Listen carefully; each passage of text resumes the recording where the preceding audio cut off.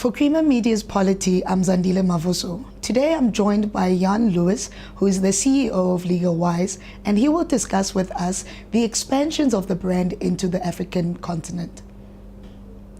Can you tell us more about the need for expansion that LegalWise saw to go into Africa? Yeah, sure, Zandile. Thanks for the opportunity. Maybe I could start off by telling you that LegalWise is in its 30th year. We're the pioneers of the industry in South Africa, and we're a cause-driven company. Our cause is to provide access to justice to ordinary South African citizens and now African citizens, and by enabling them to enforce and protect their legal rights.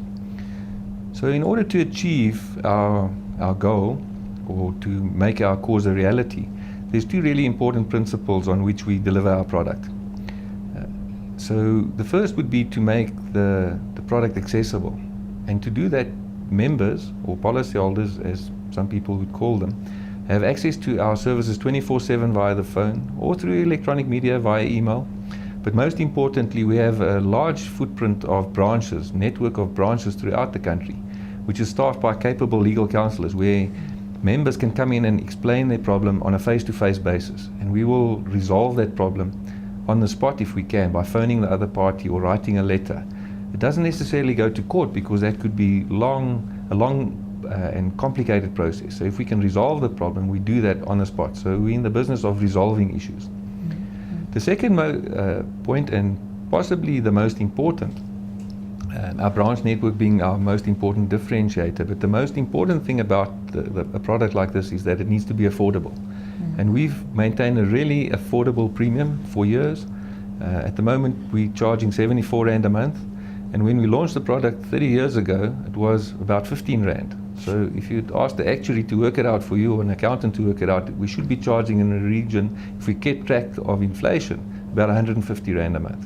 But affordability is really important to us, and we keep the premiums as low as we can. Can you tell us more about the strategies that you have in place for this expansion? Yes, so we're on a strategic drive to make the law accessible to more countries throughout SADC. We've looked at the opportunities, and the needs are similar in those countries. You know, legally to litigate or to have access to lawyers is expensive. Legal matters are often quite complicated. They take a long time to resolve, and the outcome is not quite predictable. So throughout the developing world, that is the issue, and our product addresses that issue. So to expand into SADC or more African countries, using South Africa as the launch pad, is a natural progression in our strategy to grow the business, to grow the number of people who have access to justice. And in terms of these personnel, what plans do you have in place in order for them to be able to adapt the South African LegalWise brand into these African countries? Yeah, so obviously each country has its own culture, has its own legal system, has the own rules of the regulator. And as far as the legal system and the regulator goes, we consult with lawyers in those countries. We consult with chartered accountants, actuaries, with the regulator themselves, to understand what the requirements are. And then we plan and meet those requirements by putting in the required systems, the right staffing, the right qualifications, and so on. But most importantly is the difference in culture.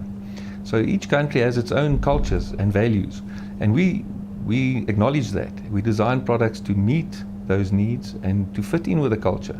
And we do that by recruiting and developing local talent. So, for example, legal counsellors, the people who dispense the legal advice, would come to South Africa, where the legal system is similar to Botswana and Namibia, where we have expanded to. And there's a very comprehensive training and development program where we show them how to resolve problems.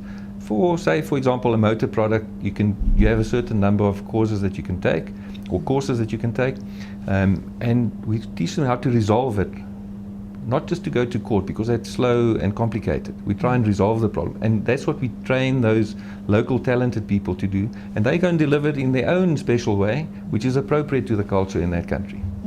And what would you like to see happen before the end of 2015 in terms of expansion into these countries? Yes, so we first of all cutting our teeth on our close neighbors, Botswana and Namibia. We're learning lessons on how to design product and how to deliver it in those territories. We're looking to, by the end of 2015, have Botswana and Namibia properly established, and to expand to more SADC countries in the next 4 or 5 years.